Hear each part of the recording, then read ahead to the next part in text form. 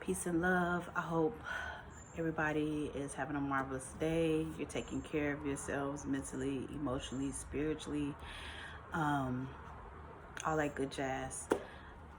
Today, I kind of just want to speak on how everything that's been going on in the universe has been really just affecting me lately.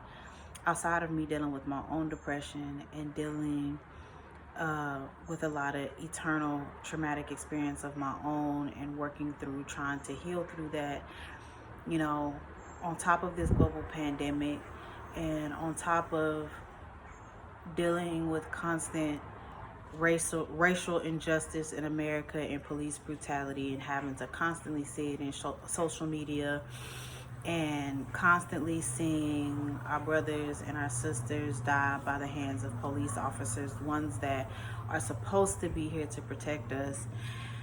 It's draining. It's emotionally draining. And that's one of the reasons why I had to remove myself and take myself off of social media for a little bit. Um, because social media is definitely not what it was 10, 15 something years ago.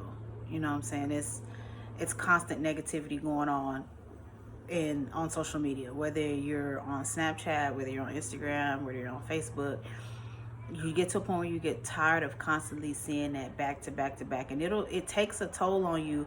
And as a and within the black community, a lot of us are not even witnessing or being able to decipher the fact that it's affecting us mentally and emotionally because we're numb to it at this point.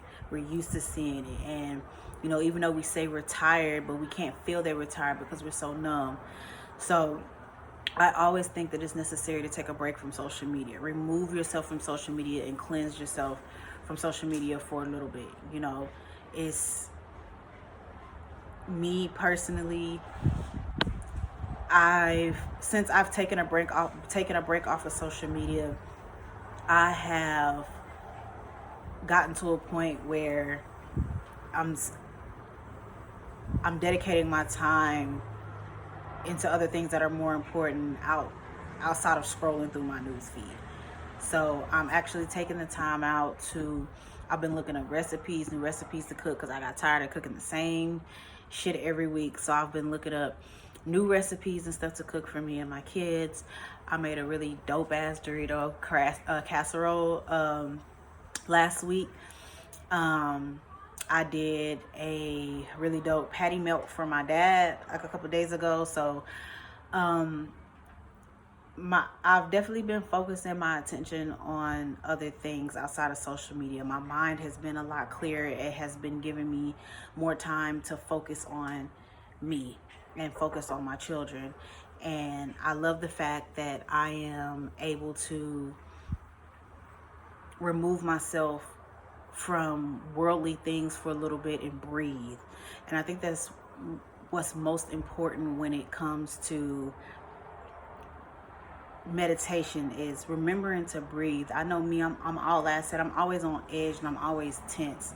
So I have to remember to breathe. I have to remember to just close my eyes sometimes, take a deep breath, exhale, and refocus myself, because like I said, I'm easily triggered and I'm easily upset.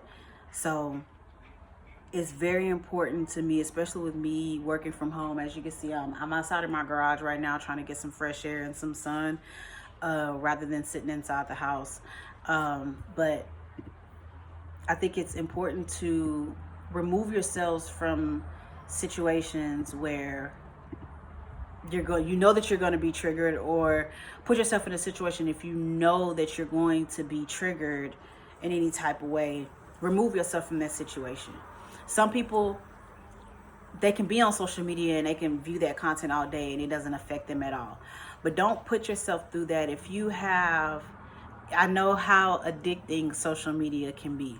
So it's hard sometimes to get that, remove yourself off of social media, because most of us, that's how we stay in contact with each other, of course, and I get it.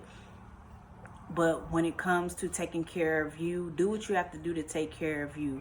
And I honestly, I'm not saying that me being off social media these past couple of weeks has cured any of my triggers. I'm still triggered and still can be triggered, but I'm not as tense and I'm not as on edge throughout the day. So I have a little bit more patience when working from home and being able to work with my kids now that my kids are in remote learning. So I'm not constantly snapping at them and short of patience with them every time they ask me, I need help with this or I need help with that or whatever the case may be. So I definitely feel like us as Black women and Black men that we need to take time to take care of ourselves. I set my workstation up to make sure that it's peaceful around me. I have candles and I have incense.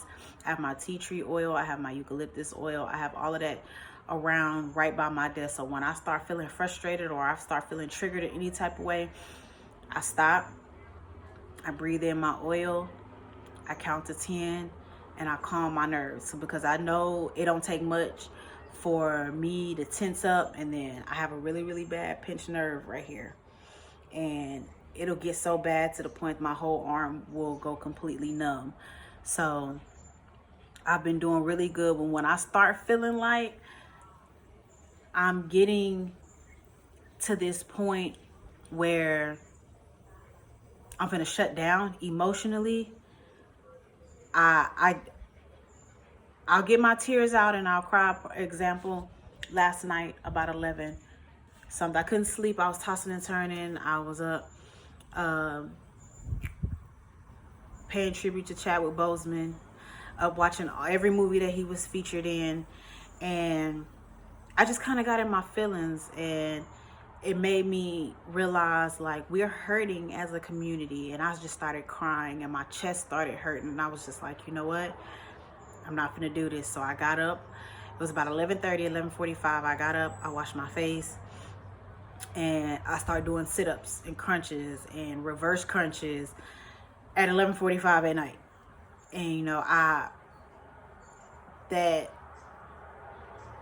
negative feeling that was getting ready to come over me, I did something to take my mind off of it. Like, I'm learning to find things to refocus myself. Okay, you're starting to feel sad, Dominique. You're starting to feel that emotion, feel it, but don't get stuck feeling that way all day long. Feel through what you're feeling through right now. Understand that this is what's making you feel this way, but push through it. So, you know what I'm saying? So it's a learning experience. So I definitely feel like it's necessary to remove yourself from social media.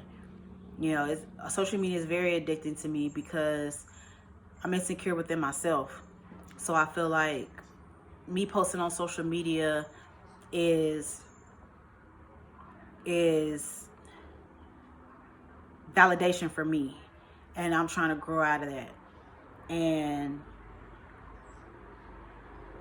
getting to a point where I also realize that this alone time that I'm using to better myself and educate myself and allowing myself to grow has also been helping me, because every day I get stronger with learning how to be comfortable by myself and learning that it is okay to be by yourself. Sometimes you need to be by yourself, so it gives you that time to grow. It gives you that time to think and not necessarily I'm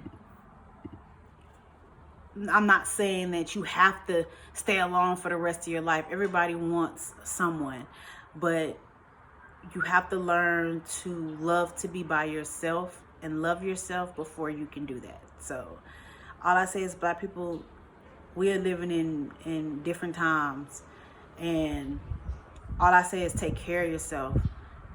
Mentally, emotionally, spiritually, do what you have to do. Meditate, go on jogs.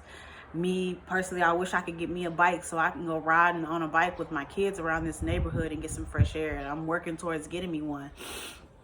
But make sure that you are taking care of yourself. That is so important. Take care of yourself.